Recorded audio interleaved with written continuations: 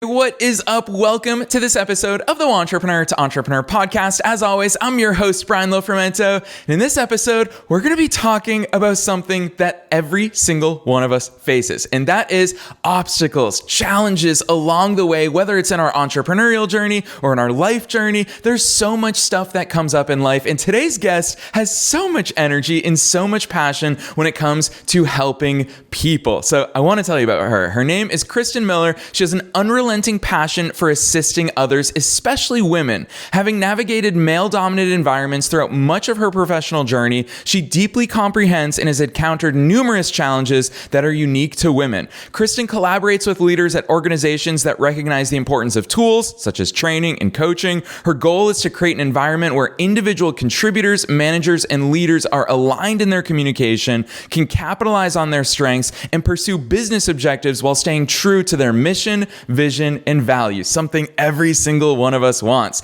Now, this is one part of Kristin's journey that I absolutely love. You all know how much part of the ethos here at the Wantrepreneur to Entrepreneur podcast is a rising tide lifts all boats. And Kristin embodies that because she's the co-creator of the Women's Rising Leadership Academy, which is a flourishing online community where female leaders and change makers collaborate, fostering a nurturing space for personal and professional growth. I'm not going to say anything else. I'm so excited about this. Let's dive straight into my interview with Kristin Miller.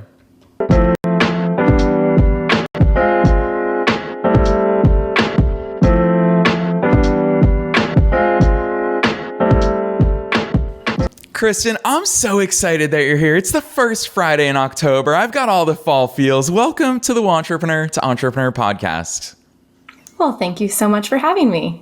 Heck yeah. I can't even imagine where our conversation is going to take us today, because I think that, as I said in the intro, you embody so much of what we as entrepreneurs stand for. You're all about lifting others up. But before we get to the good stuff, give us your story. Listeners always love hearing what led you to the work that you're doing today and how you got here. So give us that version of your story. Sure. Gosh, to say that my journey to where I am now is non-traditional would be putting it lightly. So I think that every step I've taken along the way has gotten me to where I am. But I mean, I came out of college pursuing acting. I was a professional actor in New York City. And I realized a few years in that was definitely not the path I wanted to take. I wasn't getting the satisfaction and fulfillment out of it that I once was. And it's a very hard way to make a career, let's be honest, if you're not really 100% into it all the time. So I pivoted and I found that, hey, I'm really good at this sales thing. And this is a way that I can support myself. So until I figured out what was next, I went into sales. I have sold everything from cell phones to cars to payroll systems, to luxury gifting. I came back to Milwaukee, where I am from New York City, and thought I was going to be at a pit stop, right? So I was selling and trying to figure out what was next. And I happened to get, I want to say really lucky, but I think, again, every step I took had me arriving with where I was. I spent a lot of time doing sports marketing, and my events were Super Bowl and Masters. So those are my two big events. I'm very fortunate to have been to 3 of each. And when an opportunity came up to work for the Milwaukee Brewers, the Major League Baseball team here in the city, I applied. After 700 applicants, I was selected. I still don't know. I still am very fortunate that is the way it transpired. So I spent 10 years leading service professionals and overseeing all the premium services for the Milwaukee Brewers. And I saw oversaw a team of 2 full-time people and 10 part-time service professionals, one of which was actually my high school biology teacher. That's a story for another day. But everything has led me to where I am here. And I think COVID had a big impact on where I currently sit now as a business owner and entrepreneur. And I think it had a big impact on many of us. COVID, for many of us, had this moment of where we finally slowed down. And for many of us, we stopped.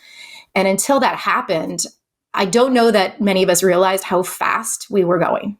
And truly, I think it was a pace that was unsustainable. At least it was for me. And so in 2020, that was my first summer with my family in 10 years, because baseball season, prime season, is spring through the fall. So it was that time that I was like, I think that I might need to seek out some other opportunities if I want to start building the life that I'm looking to build. I had gotten married, had a child, and I was away from my family a lot, frankly. That's kind of the deal when you work in professional sports. You're working 9 to 5 and plus the games. And I then transitioned back into a sales role working for what was a vendor of mine, had a great relationship, and it was an amazing opportunity. But last fall, I had another moment with myself where I was like, wow, I really need to slow down. What is it? I found myself kind of back on that same trajectory of going, constantly working. And I thought, well, how did I get myself here again? Clearly, I'm a very driven person, and I don't know how to do something just a little bit. I'm either 0 or 100%. And I took the opportunity last fall when I was experiencing things in my body going, we need to slow down, going, okay, what types of things do I need to be thinking about? So I went out and I got myself a new coach. I got myself a therapist. I started a meditation practice. I started a journaling practice. So I started evaluating, self-evaluation of what fulfills me, what drives me, what would get me up in the morning. And fast forward to kind of where I am now, I reached out to my network. I started reaching out to my network and bouncing ideas off of people. And I aligned myself with my now business partner, who has been in the coaching industry for over 30 years. His name is Tim Hagen, and he's the owner of Progress Coaching. And him and I co-created the Women's Rising Leadership Academy. And to say that I am proud of the work that we're doing is putting it mildly. Even my 7-year-old daughter knows that mommy runs a business that helps other women. And to me, that's everything.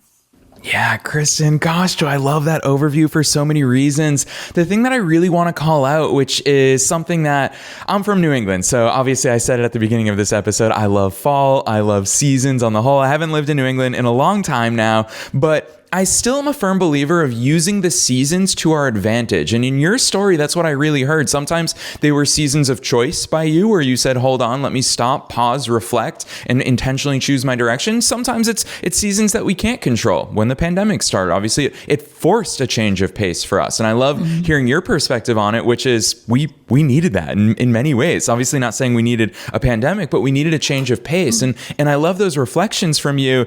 And I'm particularly curious to go back in time, Kristin, because when you did that soul searching, which I think that's such a valuable thing, that when life is fast, we don't have time to even breathe, let alone do that soul searching. And so much of your work, as I was preparing for our conversation here today, it really comes down to just that simple term. Kristin loves helping people. And it's right there when we talk about your company, Inicio Coaching. I'm passionate about helping other women realize their potential to excel in both work and life. Kristin, what were some of those answers when you asked yourselves those questions of what is it that I want to do? How can I help people? Where did you arrive that really blossomed the work that you're doing today? That's a great question. And I think it's a few things. I think when I thought about, okay, when do I find myself most joyful? And when I think about my work, as a sales professional, typically the answer is like, oh, when I close a big deal, right? And depending on the type of sales that you're in and how big the product is, you might have a very long sales cycle. So to finally close a deal and, see those numbers in your CRM clicking, that's a high. But what I had realized is I started to pay attention, and again, it was very intentional, I had to pay attention, is that it wasn't so much the deals closing that were giving me the highest high. It was when I had someone say, wow, you really got me to think about this differently. And it wasn't just a peer of mine per se, but when I can impact an athletic director of a major conference university, tell me I see you as a strategic thought leader, there was a light bulb moment there. It's like, wow, I can use my skills, my experience, and my ability to persuade, but also I think, like you said, my passion is kind of, I'd like to think it's infectious. If I can use that to help people realize things within themselves and to get them to think differently, I was like, oh, I think I'm onto something here. But I never allowed myself the permission to go further than that. And it was then last fall, I forced myself to go further. what could this look like?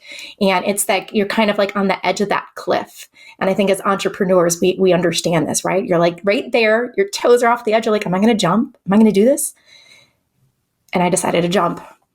Yeah, Kristin, there's so much that I want to dive deeper into because I know that so much of your work and so much of your passion is uplifting other women. And I'll tell you what, I've actually never talked about this on the air. This is going to be a fun conversation to have because you use the word permission. And Kristin, I've had the great fortune of working with over 5,000 entrepreneurs over the past 15 years. It's why I'm so passionate about entrepreneurship. Entrepreneurship changed my life, and I love seeing it as the change vehicle for so many other people's lives. And so much of the entrepreneurial journey is that word you just said, permission. We have to give ourselves permission in so many ways. And speaking about the differences between men and women, for example, one thing that I always noticed when it came to pricing is I always tell my students, price yourself. Don't cheapen yourself. Don't dampen the value that you bring. And my male students have always been like, can I charge even more? And I'm like, yeah, cool. Like if you believe that's what you're worth, for sure. But a lot of my female clients over the years have been like, well, what if I start out and I discount this just to get a few clients under my belt? And Kristin, so much of that is obviously you've worked in baseball. I think that's such a cool part of your backstory. It is a male dominated industry, and you see, and when we talk about male and female, it doesn't necessarily have to be gender. A lot of it is just that masculine versus feminine energy that we all go in and out of at all different stages of our lives. But what is it about that experience, Kristin, having worked with so many women that you have? Where does that permission piece come into it, and how societally, culturally, professionally, how has this created that environment where it just sounds crazy for us, all of us do it, we need to ask ourselves for permission? Where did this come from? Oh my gosh, that's a great question, right? I think that it's a loaded question. When I think about permissions and I think about how we measure success and what success looks like. And I think about leaders, right? Leaders are successful people. You're leading either a team of people, you're leading an organization, you're leading your own company. In order to get there, you have to start thinking about, well, what are the qualities of a leader? How could I get there? And a lot of times when we think about the qualities we admire in leaders, like strength and conviction and decision making, those are typically aligned as masculine qualities. And then when we think about women and we think about feminine qualities, it's communication and alignment and harmony. And these are now qualities that now are in dire opposition sometimes with each other, right? It's the kind of the likability competence dilemma. And I wrote about it a few weeks ago in a blog post on my website. But I think it's a few things. I think that, especially when you think about men versus women, I love that example you gave of like, can I charge more? Is what some of the men are asking, and women are asking themselves, am I worth this?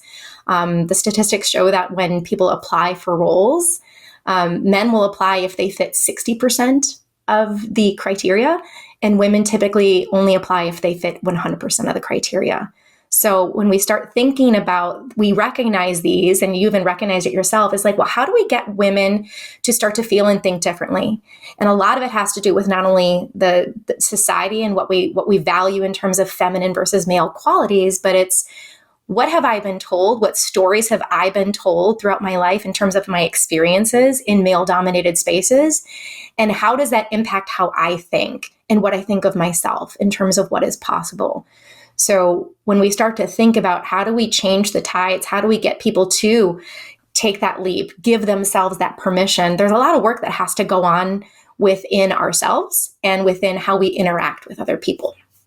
Yeah, boom. You're right. I did throw you a very loaded question. And now I just feel like we're talking about loaded topics because now you just revealed to us something that I think is something we need to have these conversations more often in public, Kristin, which is the stories that we tell ourselves. So many of your answers already this early on in this episode is you've talked about thinking differently, but it's hard to think differently when we have these stories deeply embedded in our minds. And that's why I've always loved that quote. We don't see things as they are. We see things as we are. If we see the world as opportunistic, we'll find opportunities everywhere. If we see the world through closed doors, we're going to find closed doors everywhere. So talk to us about that, because Kristin, I love talking to you not only as a subject matter expert, a thought leader in your space, but also as a fellow entrepreneur, because so many of these journeys, obstacles, challenges that we face are also things that every entrepreneur faces.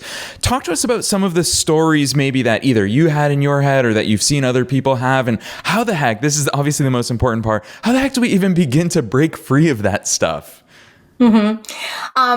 Oh gosh. Okay, where do I start there? Stories that I've been told, and maybe stories I even told myself, but somewhere along the way, applying for positions, I've been told, oh, you're not really a numbers person. You're not really, we don't see you as someone that could do XYZ. We like you over here, right? You're really good at this thing over here. Keep doing that thing over here. So I started to tell myself, okay, I'm not a numbers person. You're right. I'm not good at that. You're right. I should only be over here. And I started to believe some of those things. And as someone who's been very concerned with doing things really, really well and right, I gave myself this definition of perfectionist. And as a perfectionist, risk is challenging. Risk means, oh my gosh, I might get it wrong. And to a perfectionist, that can be a very daunting thought. So for me, I always equated entrepreneurship with risk. And I was like, oh, I could never be an entrepreneur. Never. Oh my gosh, that would be the worst thing ever. I told myself this for years, but yet every step I've taken has gotten me here. Ironically, my husband is an entrepreneur and has been a successful entrepreneur for 13 years. I found that I was surrounding myself without even knowing it with other entrepreneurs. And yet I kept telling myself, nope, that's not something for you, because whether it was my own voice compiled with other voices of things that I had heard.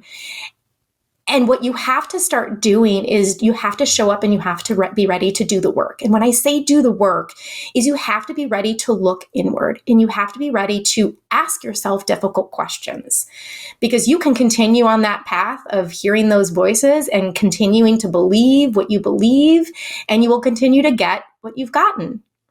So when I think about in general, what it would take to get there, I think it's very challenging that we live in a society now which is very focused and very rewarded on instant gratification, right? So much of what between fast food and Instagram and Instacart and all of these instas, like, we're used to getting what we want instantly.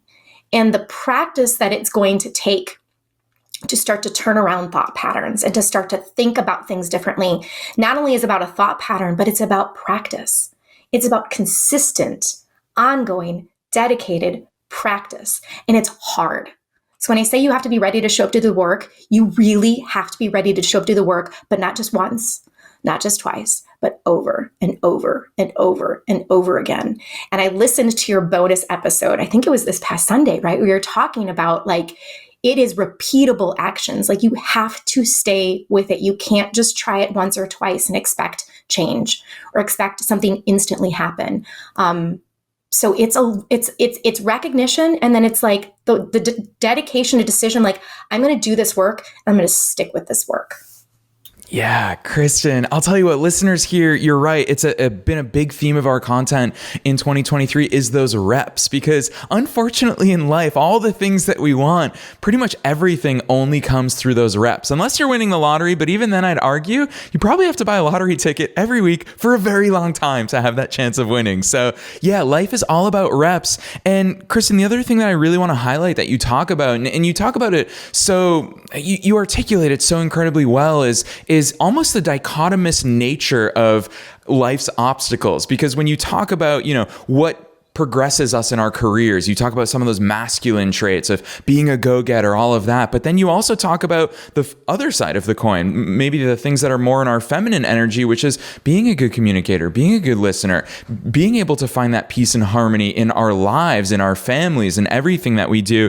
It is interesting. And I think that dichotomies often we need to bridge those gaps in order to have true success. And part of what I love about your work is you confront the dichotomy of life and work. How do you bridge that gap? Because both of those things bring their own separate challenges, not only for all humans, but especially for you moms. I mean, I admire moms in so many ways, because you guys have challenges that I'll never be able to understand. And that's why I'm lucky to have had an amazing mom, hopefully one day be married to someone who will become an amazing mom. But so much of that is that delicate balance between two worlds, which I don't know, Kristin, I want to say, are they different? Are they the same? What's your take on approaching those two?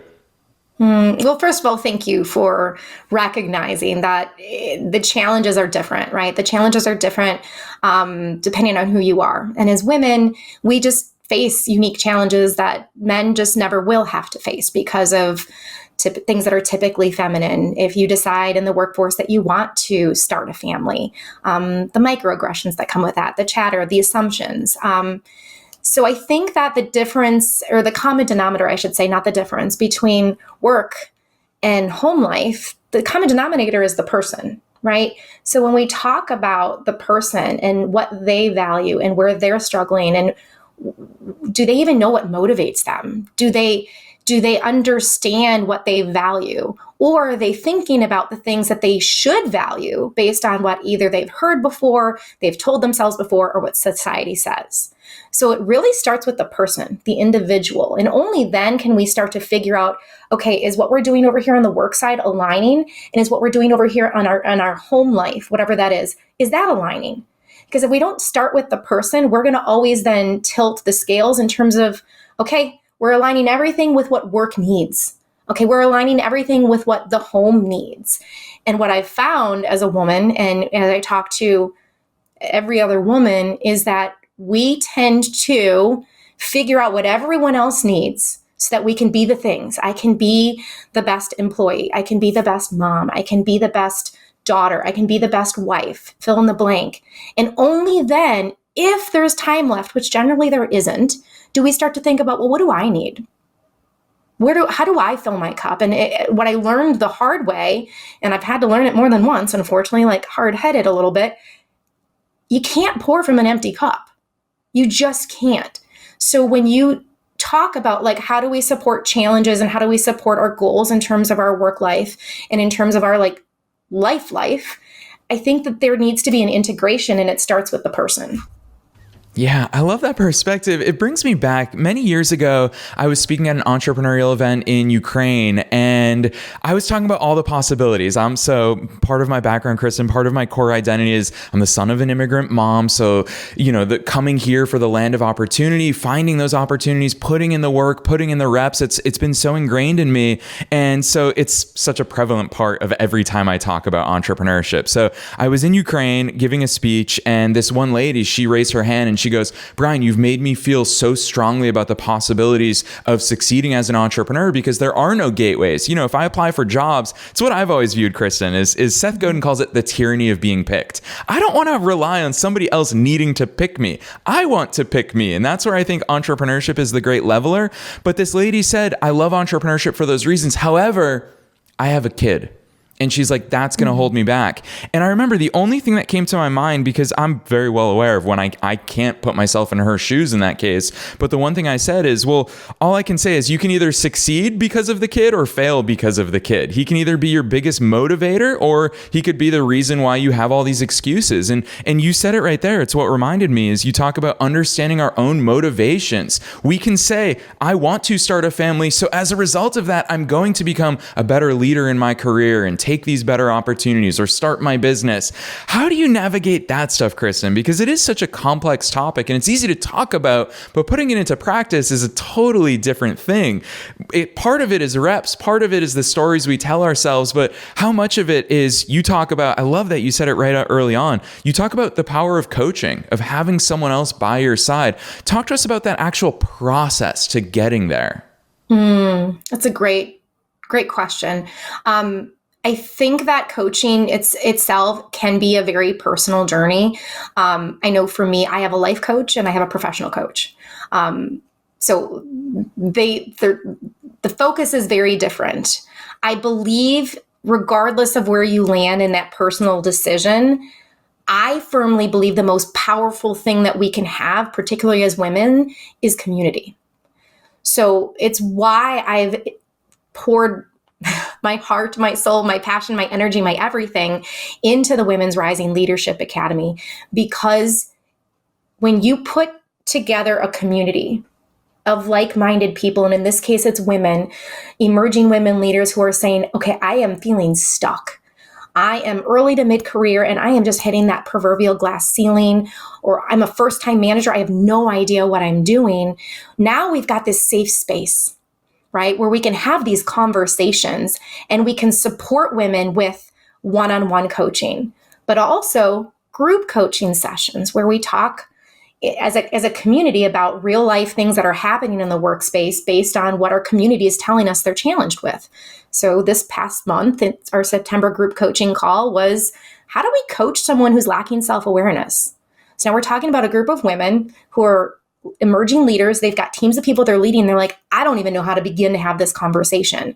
So in this journey of bettering ourselves to be better leaders, and to the people, the teams that we lead, the people that report up to us, we're also becoming very self-aware of ourselves and how we react to these situations. How do I react at home when this happens? And how do I react when I get this from my boss, right? So community and a safe space to say, gosh, okay, I'm struggling with this. Are you? You are too. Okay. Because I know that when we are put into trainings, right, at work, or we're put into a one-day program, we're always with other people from work or within the same industry. And I think that part of that challenge is that now we're not really looking at different perspectives from different, backgrounds who might have the same challenge, but I'm not really being challenged to think about it differently. So I think community is really at the core of how we start to get there and how we start to open that up. And then it's about supporting women with the other tools, right? The one-on-one coaching, the group coaching, training, right? Leadership training, new manager training. And then we round out the Women's Rising Leadership Academy with a powerhouse lineup of keynote speakers from Darlene Keller, who's the CEO of Rock Valley Credit Union, to Marty Ronsky, who's the first female COO in Major League Baseball. Yes, that is so freaking cool. And I love how it combines so much of your passions to, again, I'm going to say it. I say it so often on this podcast, a rising tide lifts all boats. I love that you went straight to community. And Kristin, particularly, I want to hear your perspective on this because having worked with, in my case, it's entrepreneurs, over 5,000 entrepreneurs. The one thing that always puts a smile on my face, Kristin, is how frequently someone will say to me, oh, I'm facing this problem right now, whether it's with marketing or pricing or sales or anything. And they're like, yeah, no, I don't know who to ask because I feel like, this is a problem unique to me. And having just sheer volume of people that I've talked to, I'm just like, you are not alone. You are not the first person to have this problem, and you're certainly not going to be the last. But part of the human experience is we convince ourselves that our problems are so unique that one, nobody can understand it, and two, nobody's dealt with it before. But I think the most beautiful part of the human experience is that we are never alone in these things that we experience. Not only are there 7 billion humans on planet Earth today, but there's a heck of a lot more through the course of history. What are some of those things that you've seen in the Women's Rising Leadership Academy that women might think, there's no way anybody could understand these problems, these obstacles that I'm facing, that when you bring a group together, Kristin, they're just like, oh my gosh, we're all facing this and we can all overcome this together?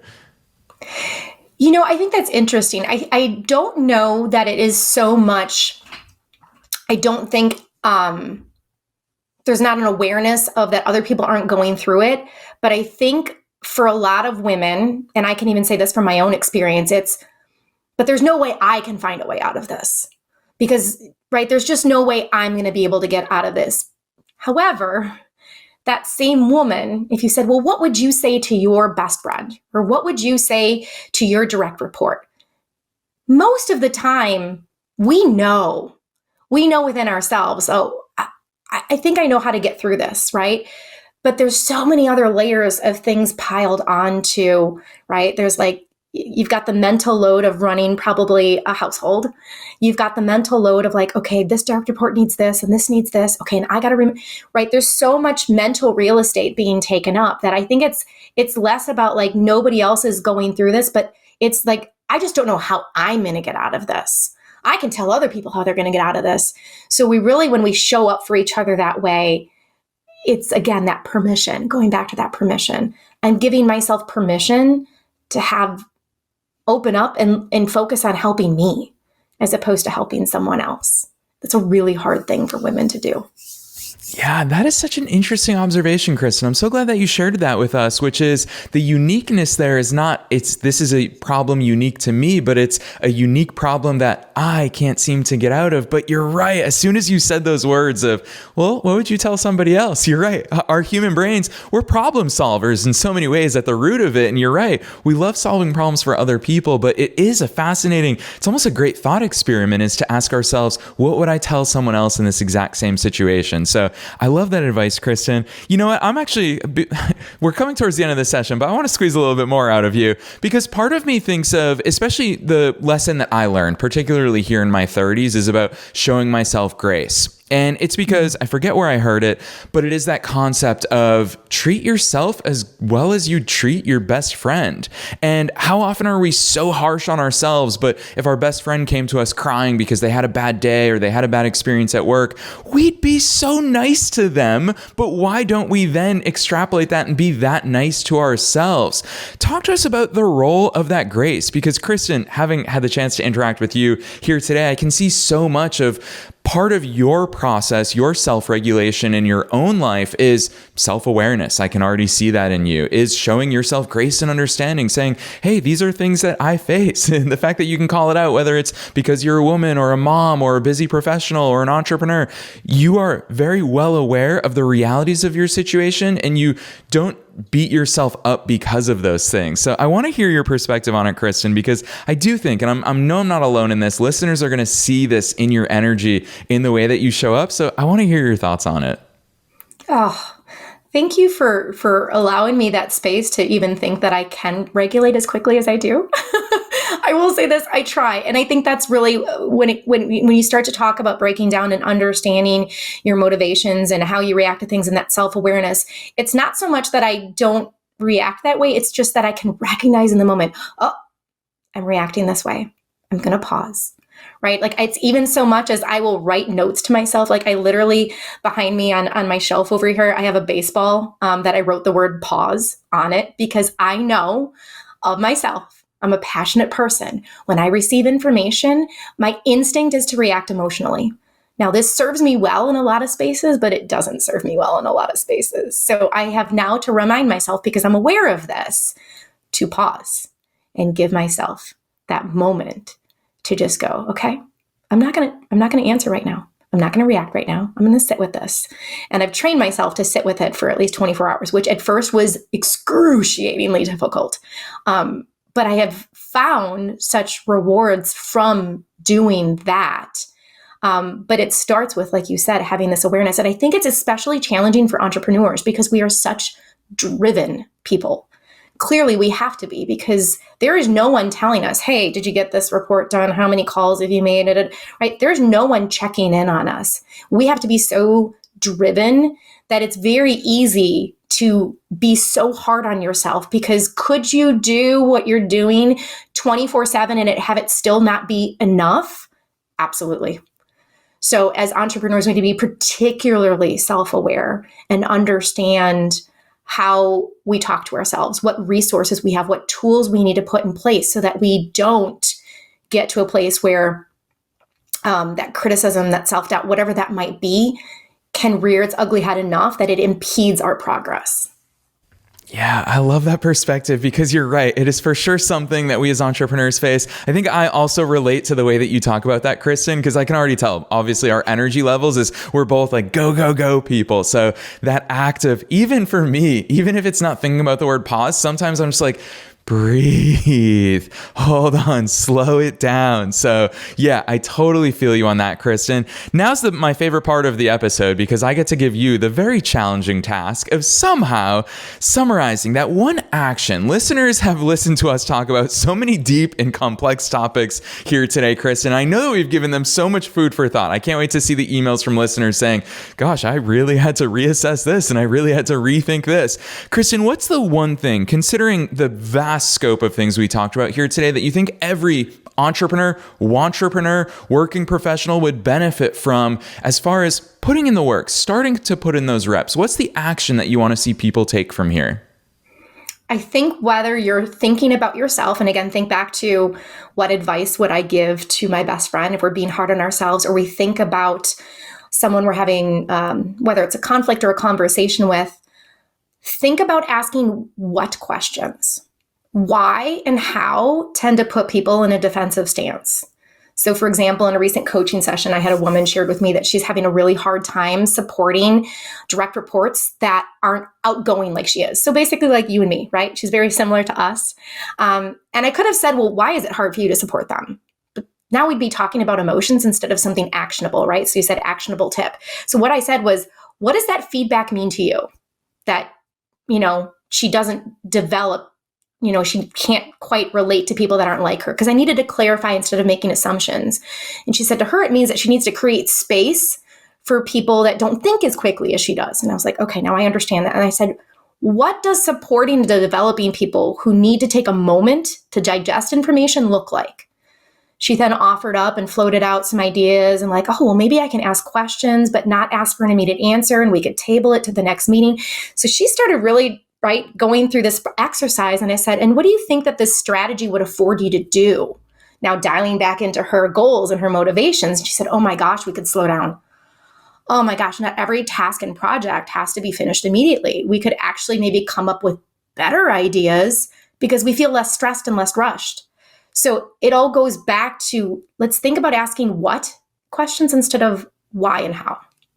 Whoa, I feel like that is an entirely different way of us thinking and asking those questions. Something that we don't talk about a lot, which is, gosh, well, I love these conversations so much, Kristin. I've so appreciated your insights. I know that listeners are going to want to go and see more about all the awesome things that you're doing. And I also just want to say for a quick second is that you put out so much awesome content. So we came across your work on LinkedIn. So I'm so excited for you to tell listeners where they can find you on LinkedIn, as well as any other links that you want to share with listeners. The stage is yours, Kristin. How can people get more of the goodness that you're putting into the world? Oh, well, thank you. I appreciate that. So Inicio Coaching is my company page, INICIO. Website is inicio-coaching.com. On LinkedIn, you can find me, Kristin Miller is how you can find me. And again, Inicio Coaching is also a page out there. So clearly developing content by the moment, by the day. My clients inspire me tremendously. The community groups that I am involved in, these women inspire me daily. And so the lack of content, to your point, is not a problem. Yes, I can totally feel you on that. Again, I think so much of it comes back to the energy and the passion that you have, obviously. So I love to see that. Listeners, you do not have to go hunting to find Kristin on LinkedIn or to find her business, Inicio Coaching. Scroll down wherever it is that you're tuning in to today's episode. We are linking to Kristin's LinkedIn. We're linking to her business website, her business page on LinkedIn. Go find her in all the awesome places, because she's someone, as you've seen here today, that just believes in uplifting everyone who's around her. So on that note, Kristin, on behalf of myself and all the listeners here today, thank you so much for joining us on the Wantrepreneur to Entrepreneur podcast.